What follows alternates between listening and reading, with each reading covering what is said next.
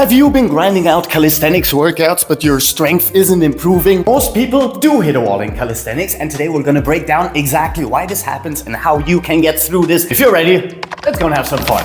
Now, unlike weightlifting and classic hypertrophy work, where you can incrementally increase the resistance step by step very easily, calisthenics requires a little bit more creative approach. Problem is, if your stimulus doesn't increase, you will stagnate in your journey. And as Einstein never said, doing the same thing over and over again, expecting different results, is the definition of crazy. What you are lacking is a consistent avenue of progressive overload. Now, while you cannot increase your resistance, what you can do is slow down the tempo or add explosiveness to go through type 1 and type 2 muscle fibers, switching up your variations, for instance, from classic push-ups to archer push-ups, requiring more strength, control, and endurance, adding pauses at different positions in your movement pattern and combining different movement patterns together, or increasing your range of motion, which are all very amazing ways of using progressive overload without having additional weight. And if you do want additional weight, you can go into weighted calisthenics exercises as well.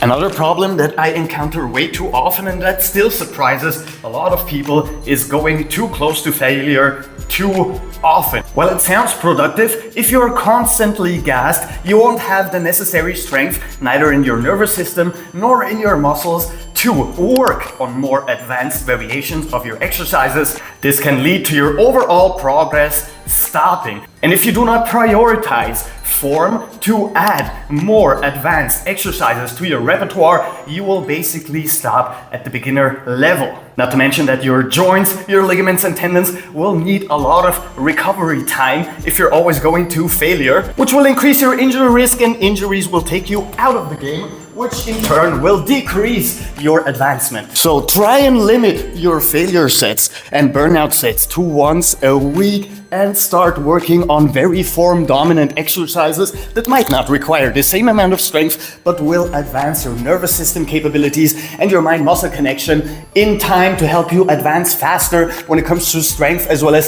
strength endurance. Which leads us to by far one of the most common mistakes, and that is a lack of periodization and a lack of structure. Most calisthenics athletes freestyle every single thing they do. And while that is a lot of fun, it is only good for a handful of groups, and the largest one being already advanced calisthenics athletes. If you know what you're doing, then you don't have to be as strict with periodization and structure. However, if you're still beginner or intermediate level, knowing what you do, how much you do of it, and when you do it is very important to help you advance and tailor your workouts to your own exact needs. You, my friend, need structure. That means training blocks, strength phases, skill phases, deload weeks. Without those, you're just spinning the wheels. Even just adding 4-week cycles every now and then, where you focus on one singular goal, will help you advance immensely while still working on pretty important skills.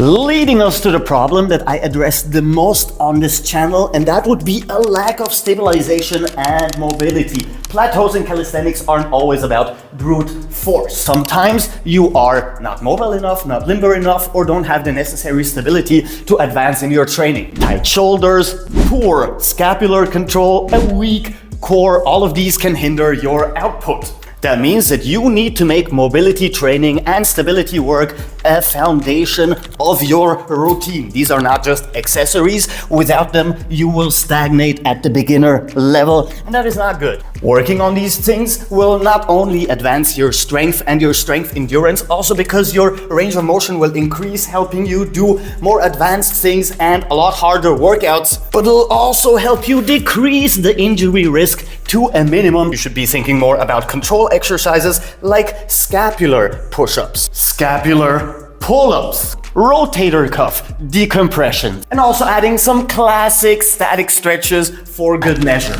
Now, this one will be by far one of your most useful tools, adding as many asymmetrical or unilateral movement patterns to your workouts as you can. Our bodies don't usually work very symmetrically, meaning you won't very often be in a position where you need to squat perfectly symmetrical, where you need to pull yourself up with both hands at the same time, being able to go through more one-sided exercises, like for instance we did before with the archer push-up.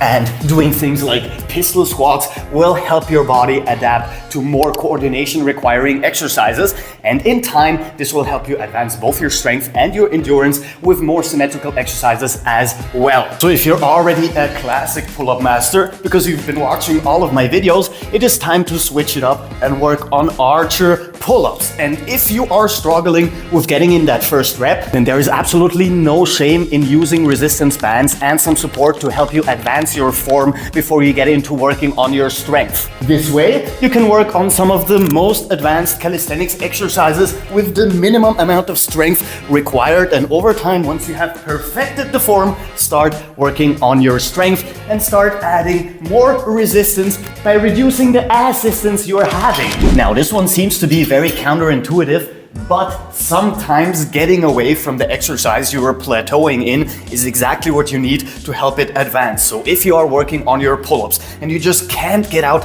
that 9th rep, even though you've been structuring, periodizing and doing everything that comes with the territory, then you might need to step away from pull-ups in general and start working on another skill that maybe doesn't exactly translate into pull-up strength, however, still helps you with getting stronger, more limber, more mobile, and more enduring. Your plateau might be fully psychosomatic. Yeah, I know words. And those mental blocks can be just as detrimental to our workouts as physical blocks. Your archer pull-ups have stagnated. Well, maybe it's time to stop doing them and start working on your tucked planche and then come back to it after a week. Sometimes a break from the exercise we are working on the most is exactly what we need to get our head clear, our body clear, and to then advance further. And last but not least, you have to realize that plateaus pretty much come with the territory. And progress isn't always as straightforward as it appears.